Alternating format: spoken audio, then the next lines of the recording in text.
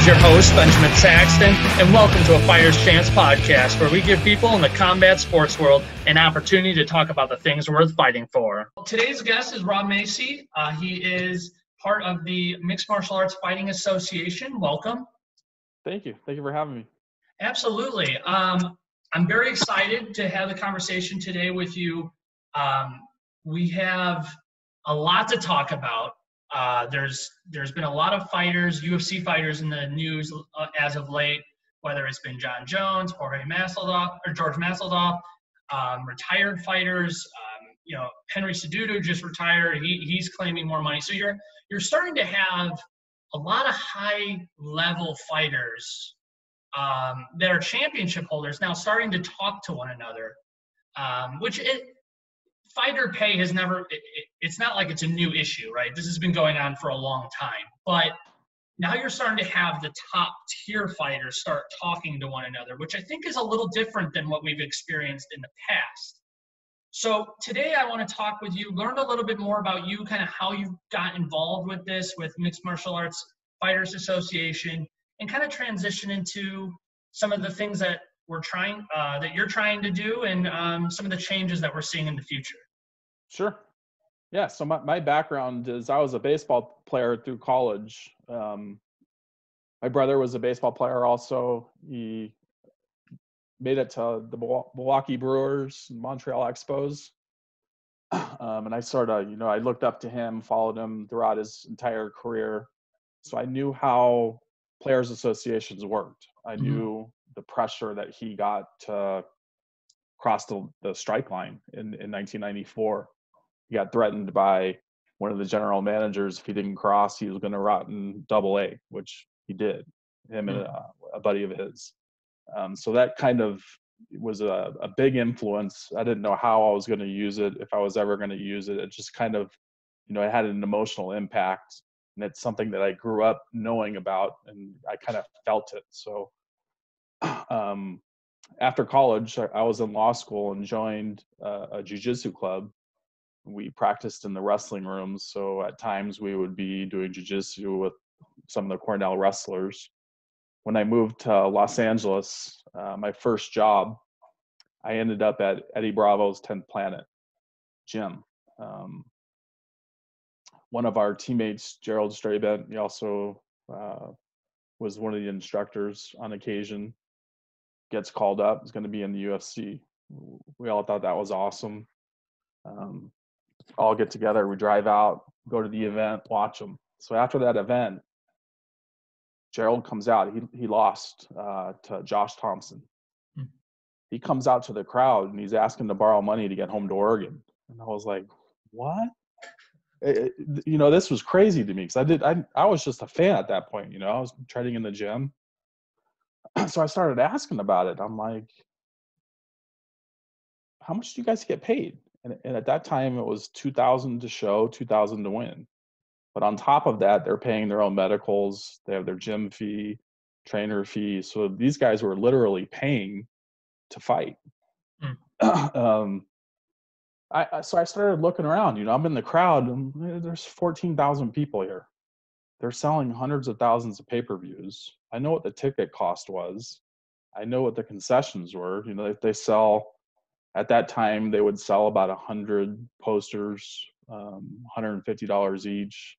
And then they sold T-shirts. I mean, the lines would be 30, 40 deep at that time. This would have been 2003, 2004. So that was kind of my introduction to these guys need an association. Because at that time, the UFC was still claiming we're losing money. We're losing money hand over fist. And I'm like, I was just looking around. I was like, there's no way. What year was that?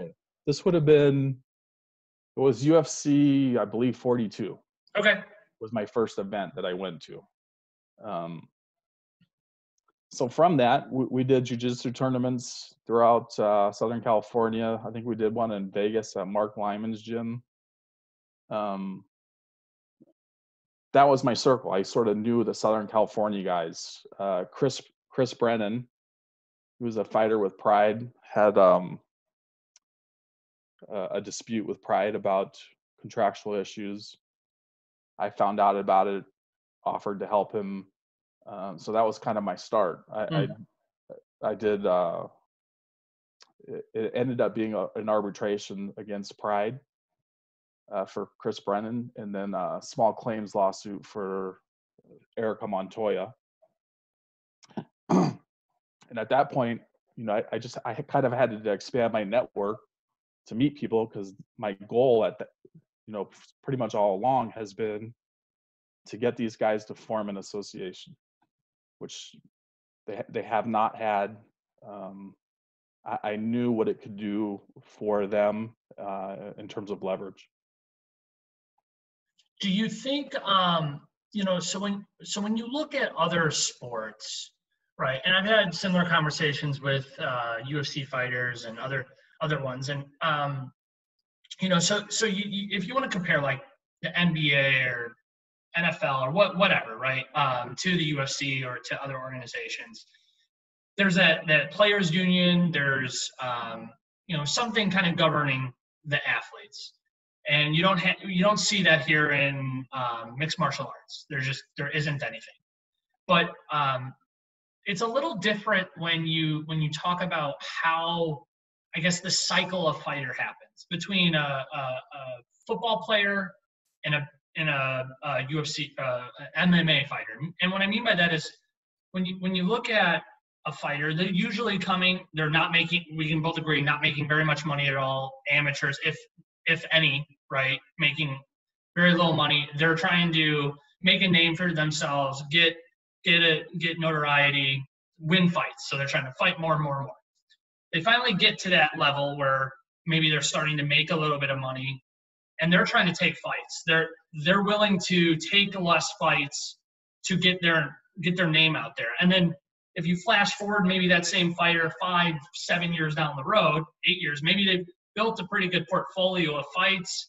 They have a name for themselves, and now they're looking to cash in. They're trying to get that payday, and either they're locked into a long contract, or they are essentially there's other fighters that are coming up that are trying to take fights for less.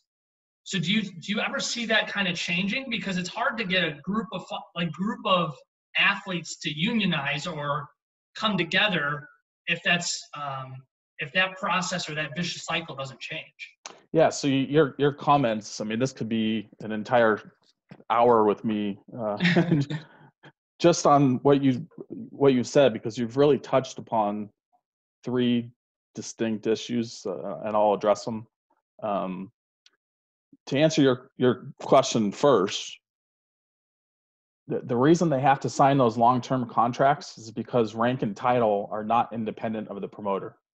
So what you see is, take Aljamain Sterling. Pretty much, if you ask any media member who should have the next title shot, it's Aljamain Sterling. Dana White is asked, is Sterling getting the next shot? And the response is, well, I don't know. We have other guys. And historically, the UFC's practice has been, because they control rank and they control title, here's your new 9-fight deal. Oh, you're not ready to sign that? You're not ready for the fight. And they go to the next guy. That strips Aljamain of value. And that's why in boxing, contenders, once you have earned the right to fight for a title, you're making 7 figures and up. And not only that, you'll make 7 figures and up for more than just that fight. In MMA, that guy has no value, because the UFC views it as, we're giving you a favor by allowing you to fight for our title. You don't want to sign our deal? Okay, you're not ready. Go to this guy. That is literally not a sport. Sport, merit dictates ascension. If Aljamain wins and he ascends to, I'm the number 1 contender, he gets the title fight, UFC contract or not. And that's the trick the UFC pulled. Lorenzo came from a boxing background. He was on the Nevada Athletic Commission up until just prior to purchasing the UFC. The Ali Act was just passed. And what the Ali Act does is, it says rank and title are independent of the promoter for exactly this reason. Exactly this reason. In boxing, what promoters used to do, Don King, as an example, if he had the heavyweight champion, he would not sign a fight with a contender unless that contender signed long-term deal with him. Conflict of interest. It's not only a conflict of interest, it deprives the public. Right. Because fights that should have happened weren't happening because King was requiring these conditions. You have to come with me. That, and the guys that King did sign, it strips that guy of leverage. He's already earned a shot, right? The example that we always use is Baltimore Ravens when Trent Dilfer was quarterback. They didn't have a flashy offense. In fact, most people thought they were boring. They won their AFC championship game. Right. You can't have the commissioner coming in and saying, yeah, but we prefer the Patriots. Right? Just switching them out. That is literally what happens in MMA. Yeah, I mean that's a good point. You kind of see that a lot where there's a contract dispute and then all of a sudden another fight gets made or somebody else slides in. But how do you combat that then? Do you think the Ali Act is what changes that? 100% is what changes that, because at that point, rank and title are outside of the UFC. So Okay. what happens in boxing, if Aljo is the number one contender, the UFC gets 60 days or 90 days to reach a deal with Aljamain and Aljamain's promoter, assuming they're different. If they don't reach a deal with Aljamain's promoter, it goes to what's called a purse bid. And this would be true free agency. And the reason I say true free agency, MMA never has free agency. Right. A guy reaches the end of his contract, he has the choice, do I want to go into this closed circle or this closed circle? Free agency would mean I can compete against the entire pool. Right.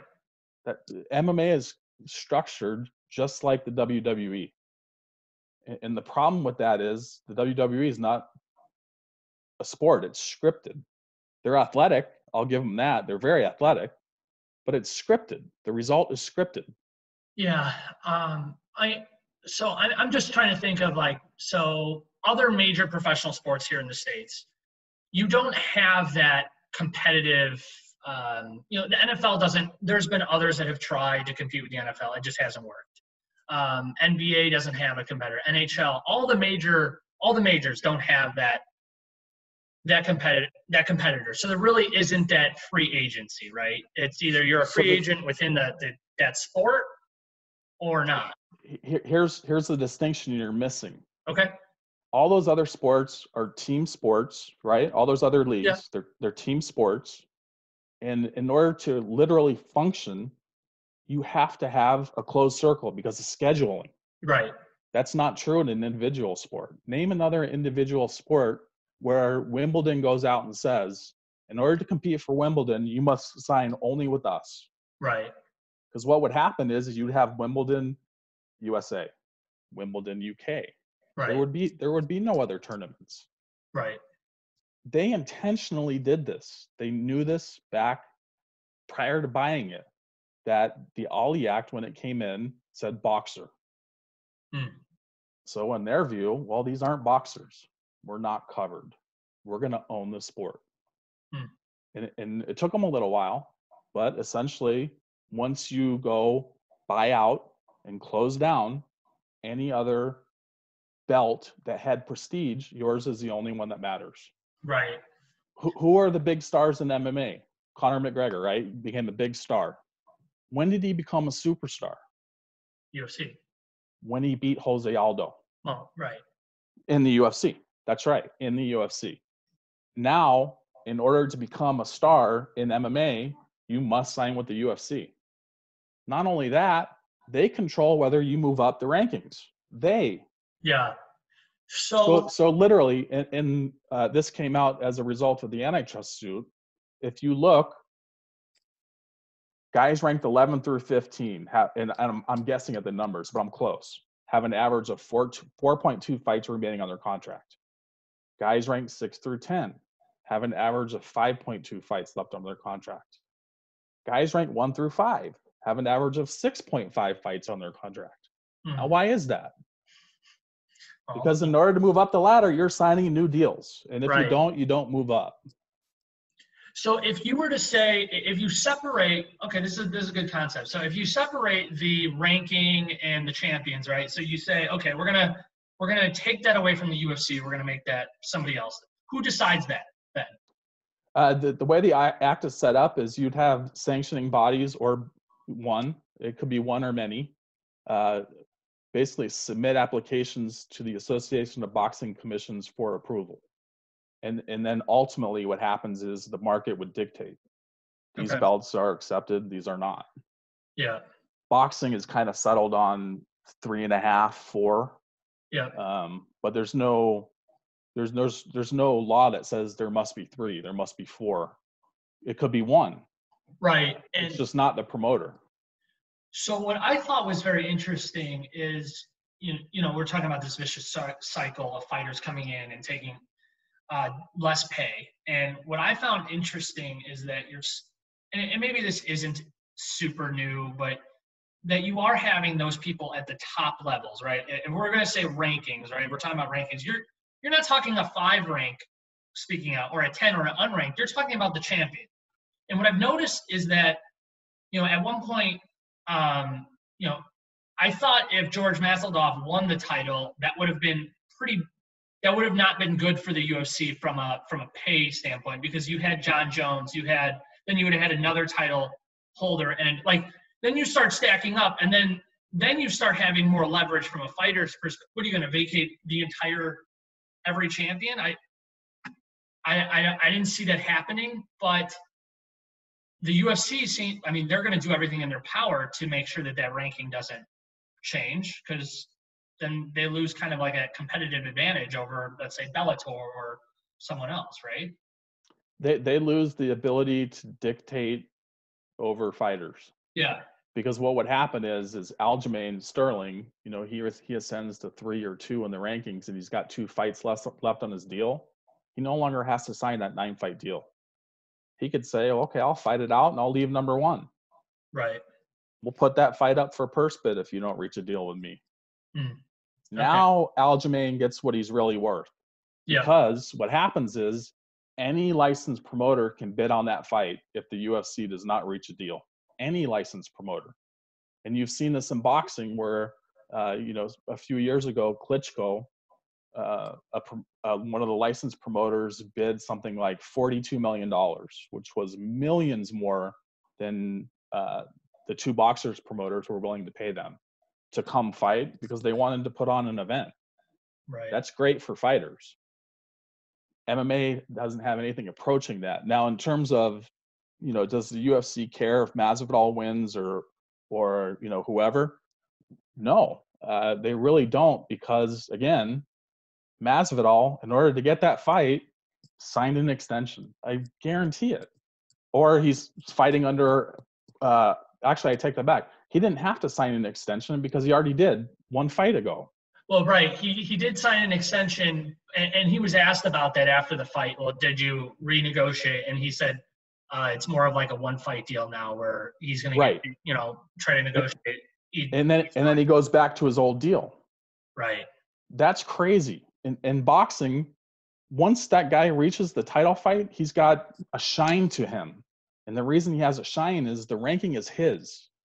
So all those guys that want to come up the rankings got to pay him if they want to fight him. Yeah.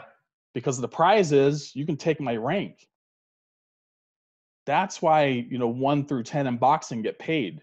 They have value to anyone who wants to ascend. In the UFC, they control ascension. So the fighters don't have any of that value. Right. Yeah.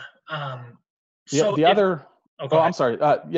other sort of immediate benefit to fighters of the Ali Act is it requires the promoter to disclose to the fighters all revenues earned from the bouts. So now there's no guessing. Right. The reason you're starting to hear a lot more chatter about this now, but we've been working on this for years, is a lot of these financials have been released as a result of the antitrust suit. So now there's, whether they know that's where it came from or not, that's where it came from. Can Can you I'm talk a sorry. little bit more about that suit, the annex suit, for those that don't know? Yeah, so back in December 2014, Kung Lee, Nate Quarry, and John Fitch filed an antitrust suit against the UFC alleging monopolization and monopsonization. Monopsonization is basically the inverse of monopoly. It's where the UFC has become so big, they're the only buyer of a product. And in this case, the product is marquee fighters. And because of that power, they suppress purses. That's basically the gist of the lawsuit. The status of that is our class certification hearings finished in September of last year. And we're awaiting the judge's ruling on whether we're going to be granting class certification or not. Okay. Yeah, because I do know there's been a long battle. You know, obviously it's not going to be a quick turnaround, but when do you expect to get that decision? Any day. Okay. Yeah, no, literally, it could be, it could happen tomorrow, could happen by the end of the year, but it's no longer, distant future. We expect to get that, relatively soon. And then what are the next steps after that? After class cert, assuming we win, a trial date would be set. Okay. And then ultimately, is it, you're just looking, what is the outcome that you're looking for when it's all said and done? We're looking for monetary damages due to the underpayment of fighter purses. Yep. And we're also seeking injunctive relief to change some of the practices that allowed the UFC to do what they did. If you read the legislative history of the Ali Act, and this is in, I believe, the Senate report, it explicitly says the one thing the Ali Act, one of the main purposes of it is to prevent monopoly. And the way you do that is you divorce rank from promotion.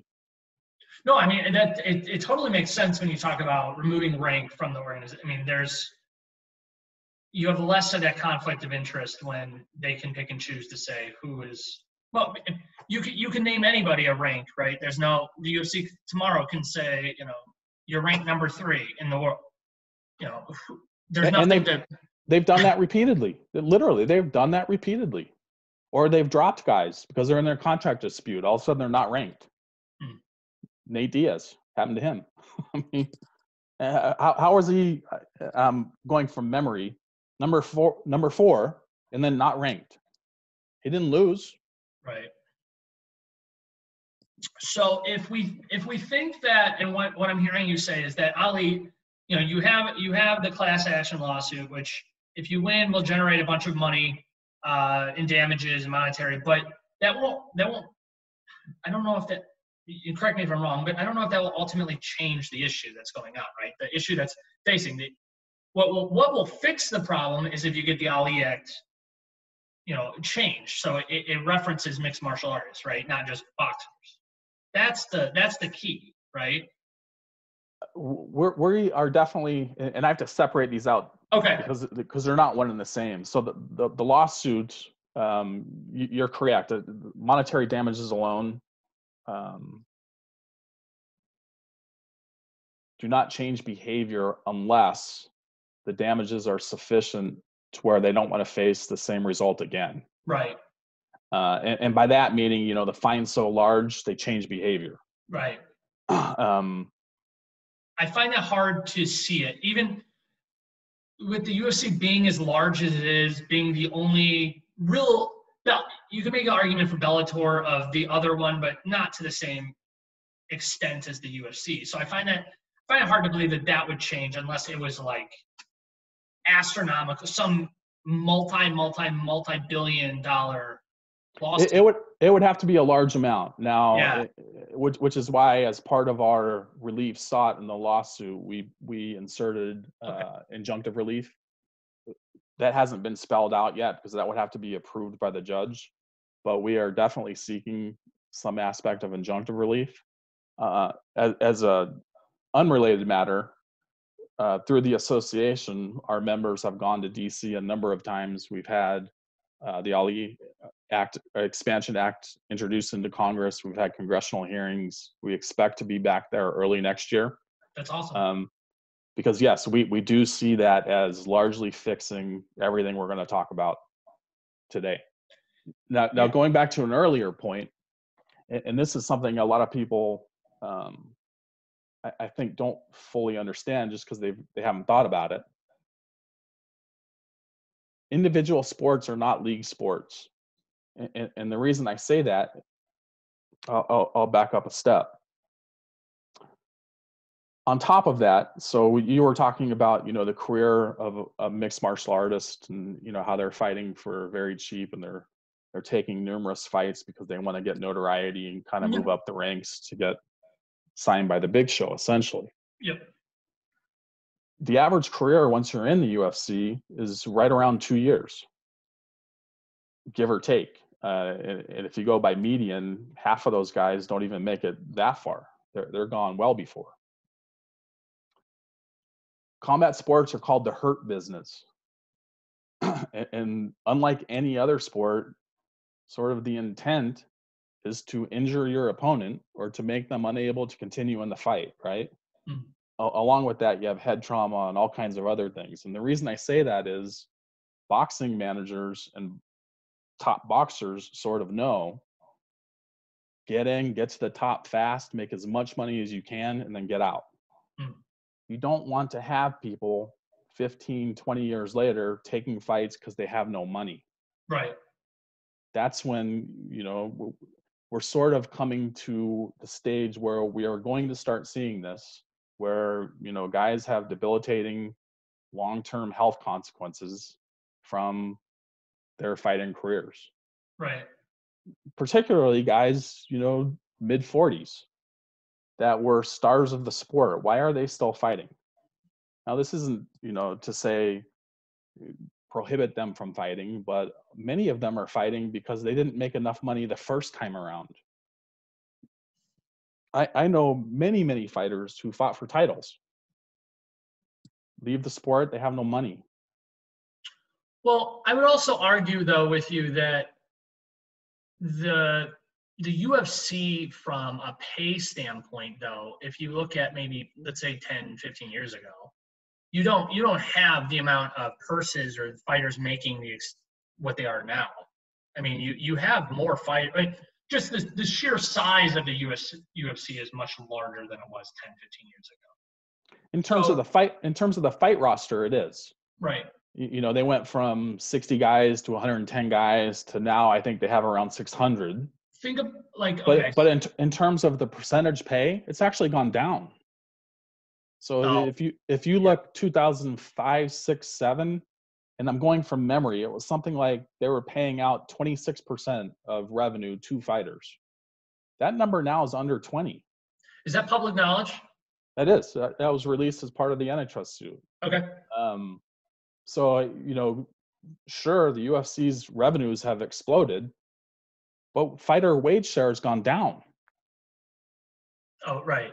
Well, I mean, really, they don't get any share of the UFC revenue other than their fight contract, right? Yeah. Well, the top stars get the pay-per-view points. Right. Very little do. Yeah, it's a very small number, and sort of the way that the pay structure was designed, it is a structure, literally. Mm-hmm. Yeah. These deals aren't negotiated. The UFC knows going into an event, we're going to pay out X percent. And they know within, a percent. Yeah. Very, very close. So just to, take Conor McGregor again, they know what his base pay is, right? So whether he makes 3 million, 4 million, 5 million like John Jones, or he makes 7, 8, 9, 10 million, it's just a function of sales. Right. Did he sell 1 million pay-per-views or 2.5 million? The split is the exact same. It's going to be 19%. I do like the idea of letting fighters have a points, right? So if the UFC is marketing, whether we say John Jones or we say Conor McGregor or something, these stars have made a name for themselves. They are the entertainment. They are the draw, right? Someone's someone's going to buy a $65 pay-per-view to watch Conor McGregor, where they might not do it for the fighters on the prelim card yet. Not to say they won't have that ability, but that's why I think there's some opportunity to, maybe it's working with pay of saying, like, if you draw X amount of money, or if you're able to draw that, because that's all stats, you can pull that number, like how many pay-per-views did we have with this person? But thinking about that out loud. Yeah, so what we found is that the solution to that is you have a competitive market. Right. If Conor McGregor had 6 different promoters who were willing to sit down with him and figure out, hey, what are we willing to pay you? Instead of taking 180 per buy past 200,000, $2 per buy past 400,000, or whatever the formula is, maybe Mark Cuban sits him down and says, I'll give you 70% of the net profits. I mean, that is literally a boxing deal. Yeah. And, at his, I don't want to say his peak, but, when he had the Mayweather fight, the boxing fight, it was through the roof. He's arguably one of the most notoriety people on the planet. So it's, I think that's fair to say, if you had other organizations or something to come in, he probably would have been fighting elsewhere because of the amount of money that he would have drawn elsewhere. Or the UFC would have paid him what he was worth. Yeah. How do they know what he was worth? Because he had other offers. Right. He doesn't even have that chance. So, and Mayweather's a great example. Mayweather was with Top Rank. He was a Top Rank boxer. He went into Bob Arum and said, I'll give you $800,000. Let me out of my contract. And Arum thought, oh, he's a tiny guy. They're not that popular anyway. Sure. Pay me the $800. I'll release you. Paid him the $800. All of a sudden, Money Mayweather's born. Right. Becomes the biggest phenomenon in the sport. As a result of doing that, Mayweather has his own promotion, Mayweather Promotions. Yep. He has the exact same people doing the event. He just hires them. Right. Instead of them hiring him, he hires them. Literally, that's the only difference. Right. I'll give you $2 million to do it, or I'll give you 5% to do it. I get the rest. And that's how he makes $80 million a fight. Whereas, as it is now, it's the exact opposite. It's the promoter keeps 70 to 80%. Right. Fighters get the rest. Do you think the UFC, because obviously they're going to, or have, they'll challenge that. They'll challenge the suit. They'll challenge the Ali. Do you think the UFC can still remain? Still remain the top tier organization if the Ali Act is passed, or do you think organizations like Bellator or other ones will start taking a lot of market share from them just by the sheer ability? Because the UFC, I guess here's my point. Since the UFC really dominates the market, right? They have now branded themselves as the marquee organization for fighters. I mean, their fighters will go to other organizations, and not to say those are less organizations or less quality, but the UFC has marketed themselves as the top, right? This is where you're going to have the most competitive fights. This is where you're going to see the most challenges. Do you think those other organizations will eat into that market share, or is really that namesake already cemented? I'll answer that a few different ways. Okay. Who promotes Canelo Alvarez? You tell me. Doesn't matter. Okay. Right? Right. It doesn't matter. Yeah. You would see more of that in MMA if the Ali Act came in. Okay. My second response to that is, and this seems semantic, but it's really not. They're not leagues, and they're not organizations. They're promotions. That's all they are. Okay. They want to call themselves leagues because of what we talked about earlier. Right. Leagues have to close it off at some point in order to schedule. It's just a function of the league functioning. They have to have a closed pool. That's not true in an individual sport. Right. That's why they're called promotions. Yeah. They want you to call it organization or league. Yeah, I guess it's just the way that it's been marketed over the last 15, 20 years that it's now just Very intentionally. yeah. It's just kind of when I'm just thinking about it now, it's just kind of, I even said it myself. I compared it to the NFL or NBA as a collective organization and having your fight versus. I'm going to circle back there in a second. So in terms of, does the UFC lose market share or go away? They're always going to be, assuming they want to be, a viable promotion. Right. Of course, their brand has a lot of value because they've spent 20 years in the market with that brand, more, prior to Zuffa owning it. That being said, I don't know any boxing fan who says there's a Top Rank card on tonight. I'm watching Top Rank. It just doesn't happen, right? Right. I'm watching Canelo. Right. Or I'm watching Triple G, or Klitschko's on tonight. It's never who promotes them. It doesn't matter. There is no secret sauce in the promotion other than acquiring all the top fighters in your promotion. Which they have locked down. Which they did. Yeah. Yes. Now I'm going to backtrack a little bit. This is the second point from, when I think it was your initial question. Yeah. The other thing that I sort of spend time explaining, and most people do not follow this the first time at all. It's kind of conflicting with how they think about things. Combat sports fighters literally cannot be employees. And the reason I say that is, if they're employees, can the promoter tell them who, when, and where to fight? Can they tell them what weight? Can they tell them don't stand up, go to the ground? Can they tell them who their coaches are? Literally, the answer to that question is no to all of them. That's dangerous. That is a conflict. Yeah. No, yeah, I see what you're saying. I think there's a part of me that thinks, though, just of saying, can you tell someone what to weigh? Absolutely not.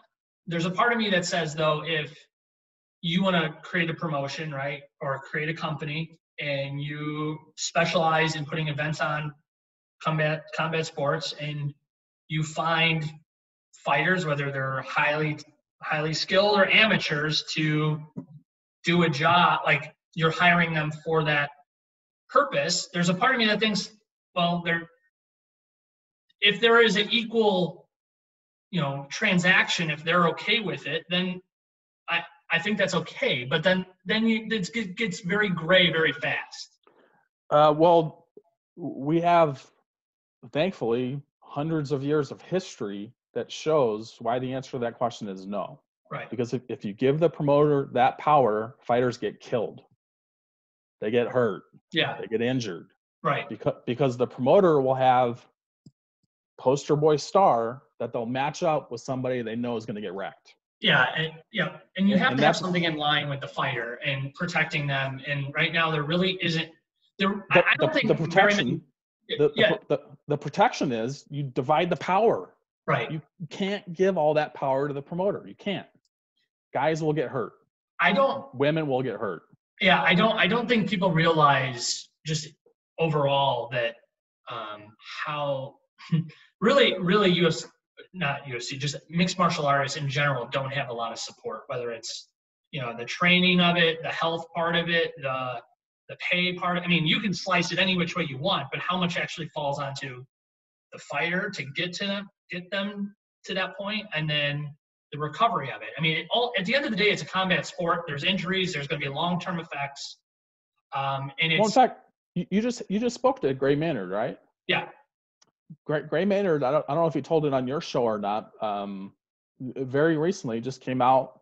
Joe Silva called him, and this was after Roger Huerta did, I think it was with Fight Magazine, an interview where he was basically revealing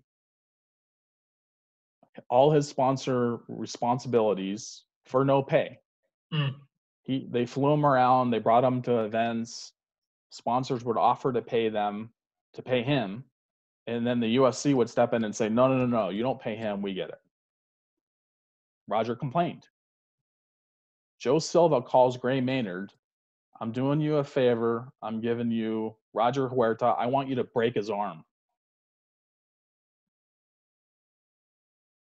Sport? Yeah. That's The final point of this, and I'm very pro-union. My background, as I said, was MLBPA. The other very huge distinction between the league sports, which is the team sports, and individual sport, martial art or combat sports, because the team sports operate in a league, they literally need a union to function. And that blows people's minds. They have no idea what I'm talking about. right. Think about it. You can't have a draft unless you collectively bargain. You can't have salary caps unless you collectively bargain, right? Right. There's all kinds of things that league sports do to function as a league that requires them to bargain with a union. Mm-hmm. On the flip side, because leagues are 30 to 32 individual owners, right, that join together as a league, football, basketball, hockey, soccer, there's others, to put on this event, they must bargain and reach a CBA, or what'll happen is, and the NFL goes through this every 5 or 6 years, the NFLPA will send a letter saying, we decertify the union. We are reforming as an association. Oh, by the way, we're going to file a collusion lawsuit against you. Collusion. Why can they do that? Because there's 30 different owners. They can't come together and collude. You only need 2 to come together and collude. That's illegal. Not true of an individual owner. Zuffa's one entity. There's no collusion threat. Right. So on top of all the other reasons, they're not employees, this isn't a league, this is an individual sport. Right. Now we get to the final point, we don't even have the collusion threat. There is no collusion threat. It's just one entity. It's one entity. Right. So your fans in media who's, frequently say, oh, just, walk out and you're going to get 50% of the revenue.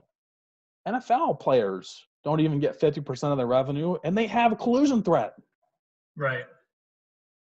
Do you expect MMA guys who make far less and whose careers are shorter, right, to have more leverage than the NFL? That's lunacy. Yeah, no, I hear what you're saying. It's interesting where we're at now with everything that's going on. There's some serious litigation facing the UFC, and I'll put the Ali Act up there as serious as well, just because that will change the way it's done. And they've spent a lot of money and a lot of time marketing and branding the UFC as a collective, as a league, right? And promoting it that way. And I would probably argue trying to promote the other organizations that way too, because that helps their case to say, no, this is the top tier league. This is, these are mid tier. So it will be very interesting when this all comes to a head. That I don't see the Ali Act not being passed in some form. Because how can you say that mixed martial arts is not a combat sport when you start breaking down it's just a matter of time. It's not if, it's when, right? So 100%. It's not if, it's when. That is 100% true. And in fact, I can tell you now, we were going to a floor vote a couple of years ago. We got blocked in the Energy and Commerce Committee by the old committee chair. I believe his name was Gregory Walden. And what that means is, in order to come out of committee, the committee chair has to either bypass the committee and present it to the floor, or call a vote inside committee to allow us to move on from the committee to get to the floor. We already had the votes in both. Right. Walden decided, I'm not putting it to the floor, and I'm not going to schedule a vote. So we just sat on the table. We got stalled out. We'll just show back up in February. They know it. And in fact, I almost wonder, I don't know if you saw, just recently, two things happened, which I thought were curious. The fighter pay? Fighter pay in Nevada, all of a Yep. sudden not being disclosed anymore, which is kind of bizarre. Yep. Not only that, the Nevada Athletic Commission, which presumably regulates and sort of supervises combat sports in order to allow this dangerous activity to be conducted in Nevada, right? Their mission statement is to protect fighters. How do you do that when they admit we're not even getting the bout agreements anymore? They're not even accepting them because, they're confidential.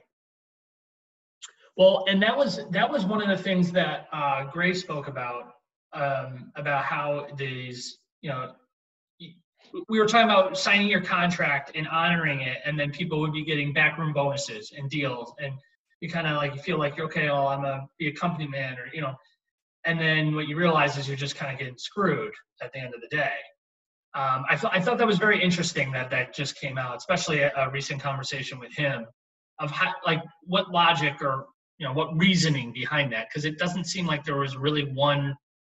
So I'll get to that in a second. Okay. And then the second thing that just happened, I just saw it, I believe last night or 2 nights ago, is, and I haven't checked this to confirm it myself, I just saw some reporters talking about it. The UFC, up until apparently 2 days ago, used to have a section on their website, UFC rankings. Yeah. Not there anymore. That's curious. I mean, I literally so I write articles for the Brawl Network. I break down fights, and I just, with Fight Island, I've just recently I've gone through that 3 or 4 times in the last 2 weeks. So yeah. Yeah, I mean, you put those two things together, that almost says to me they are anticipating an All Act world. Well, so I'm on their website right now, in rankings. Yeah, see if it's up there. It is on there. So if you click on it, what is it? No, yeah, right. So does it have the media, what the media voted and all that? No, it just has athlete rankings. It goes by weight class, who's the current champion, and then the rankings 1 through 15 for the men and women. But there's no background as to what the media voted? Oh, no. That hasn't been on there for, I don't remember that. It's just been listed names. So the reports that I saw 2 days ago, all that used to be there. And in fact, you could look, Jeff Kane from MMA Weekly, you could see who he voted for. I don't know. I don't remember seeing that, at least not in the last few weeks, but it's interesting. It's a good point. And then I forgot, there was one other thing I wanted to mention, something you said. Well, we're kind of talking about the Ali Act being not if and when, it's kind of made it to the floor. We talked about the Nevada Gaming Commissioning removing fighter pay, and then you said you saw the rankings. Yeah. Okay. So back to Nevada. I mean, this happened a few years back in California as well. A very similar scenario, where in theory, the athletic commission would govern or arbitrate disputes that came up between the fighter and the promoter. How can the commission do that when they don't even have copies of the agreements that govern the relationship between the promoter and the fighter? It's impossible. Right. All the Act addresses this. It says it requires the promotions to sign a statement that says this is the agreement between the promoter and the fighter, and there are no others. There are no others. Hmm. And that fixes a number of things. One, you don't have, this sort of hush hush. I wonder if he's getting this behind, on the side or in secret, that kind of thing. Transparency and pay, and there's a reason all of the other sports associations push for this, increases pay for all. Right. And that's and this is true in any industry. That's why the employers want it private. Look what happens when I find out what I'm drawing a blank as to who just signed. I think Mahomes just signed a new Oh yeah. new contract. Huge deal. Well, I can tell you a year or two from now, Deshaun Watson's going to top that. Is he as good? He doesn't have to be. Mahomes set a new market. Oh, he absolutely set a new market. A record-breaking among sports market. But yeah, I get your point.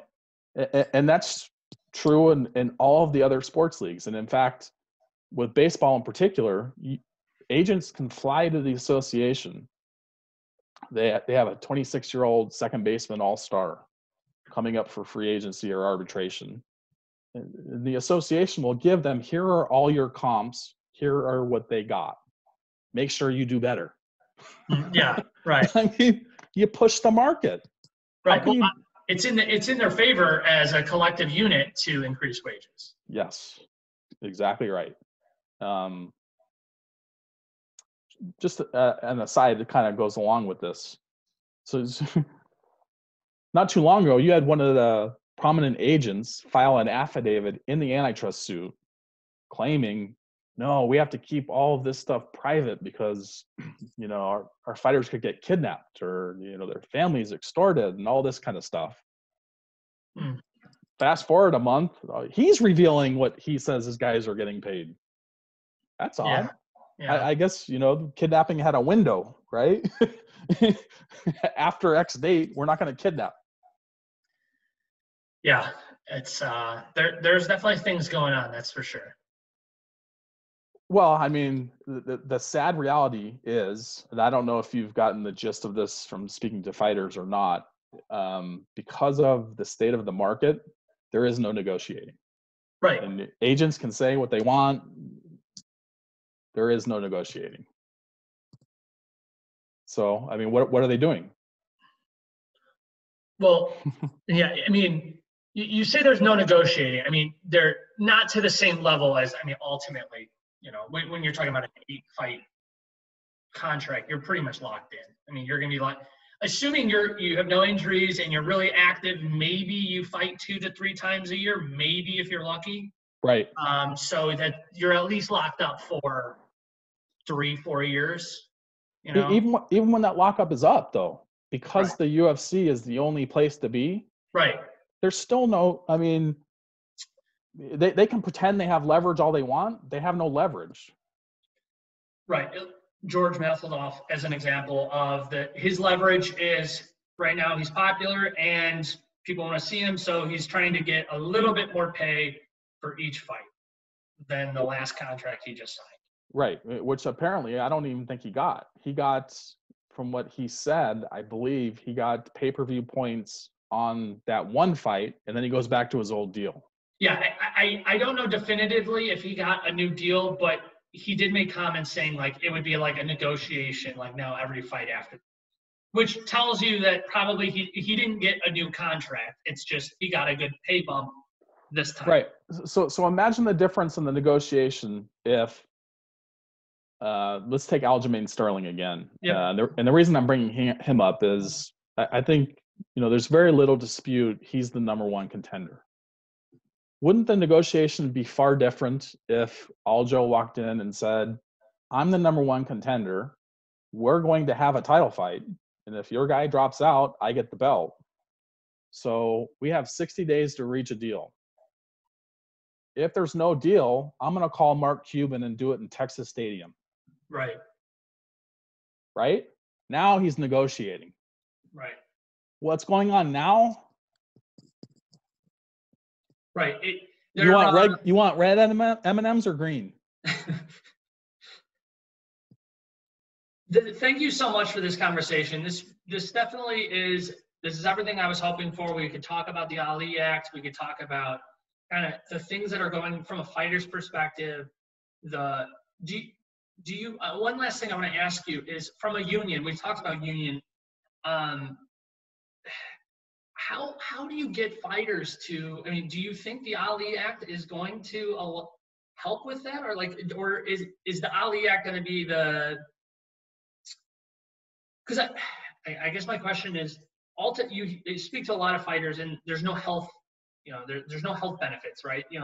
They're facing these long-term health issues, and if there was some sort of fighters union or whatever, maybe that would be able to help with those long-term issues. Maybe how do you get a collective group of individual athletes, not a team sport, but individual athletes from a wide range of pay to agree?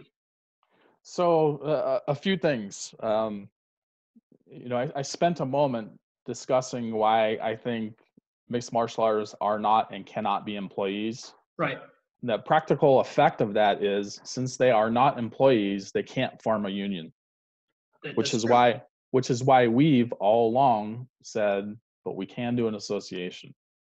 And what can an association do? We can file the lawsuits. We can lobby. We can introduce legislation. We can show up to the athletic commissions. And the one thing that hasn't happened yet that is always sort of a big part of the plan, and this is directly from Marvin Miller, who was basically the father of the MLBPA. Miller figured out, if I come up with a logo that I can get all the major leaguers to adopt as their own, I can then take that logo and license it out to third parties. I can take that official MLBPA logo to Nike, throw it on your jersey, to Majestic Hats, put it on the back of the hat. $1 a hat, $2 a hat, $3 a jersey. That's how they fund their benefits. Okay. And this is sort of kind of the pitch for the guys. Now, how do we get there? I think the reality is we have to show success, because there has not been. You're seeing it more now because information has come out, and in large part because of the antitrust suit, guys have seen, oh wow, these guys aren't untouchable. We're now learning things that we always thought was true. We're seeing it in actual documentary proof. It's no longer he said, she said. There's evidence of it. So that's sort of changing the landscape. But sort of our plan was, whether we have 3 guys or we have 500 guys, we're going to get the Ali Act passed. Right. And when that happens, watch how fast all of the others learn, gee, now we have some leverage. It will happen by osmosis. Right. It'll be interesting to see how fast. I mean, because those fighters that have taken those long-term contracts, how fast those kind of stop, where fighters are like, I'm not doing that anymore. Right. Now you'll see one of two things. You'll see they either shorten up or curtail, or the payouts are going to increase. It'll be one of the two. It's not going to be exactly as it is now when that act comes in, because the fighters now have a big bargaining chip that they don't have now. And in large part, it is, think about it like this. What other sport is, and this is why I brought up the Ravens, resultant competition is earned, right? The competitor earned it. Right. In MMA, the promoter bestows it. So sort of the easy way to think about this is, if rank and ascension is a property right of the competitor, meaning you win, you earned your win, that property right has value. Right. Who has the property right? Should it be the fighter or the promoter? Right. It has to be the fighter, or it's not a sport. It's a reality show with scripted. It's a reality show with sanctioned violence. That should never have been allowed. Literally, that should never have been allowed. Hmm. And in fact, had they gone in to Nevada or New Jersey 20 years ago and said, hey, we're going to call this a sport, but it's really not, since we get to decide who competes and when and who fights for titles or not, but we're going to call it a world title. Right. It's fraud. Hmm. Well, before we wrap up, I want to make sure I give you an opportunity. You've promoted, some of the things, but I want to make sure that I give you an opportunity to promote anything that you got going on or tell people to take a look at. I'll put your information, your site in the description.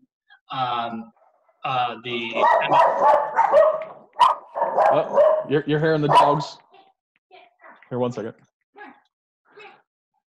Yeah, no, I would say, to any fighters out there or agents who want to speak to us, reach out at MMAFA on Twitter. You can check out the MMAFA.tv website. There's a MMA Fighters Association Instagram, and any of the fighters as well. You can reach out to Nate Quarry, John Fitch, Randy Couture, Kung Lee, Gray Maynard. There's a bunch of them. Carlos Newton's sort of the fighter who kicked off the antitrust suit. Brilliant guy. If you want to learn more, reach out.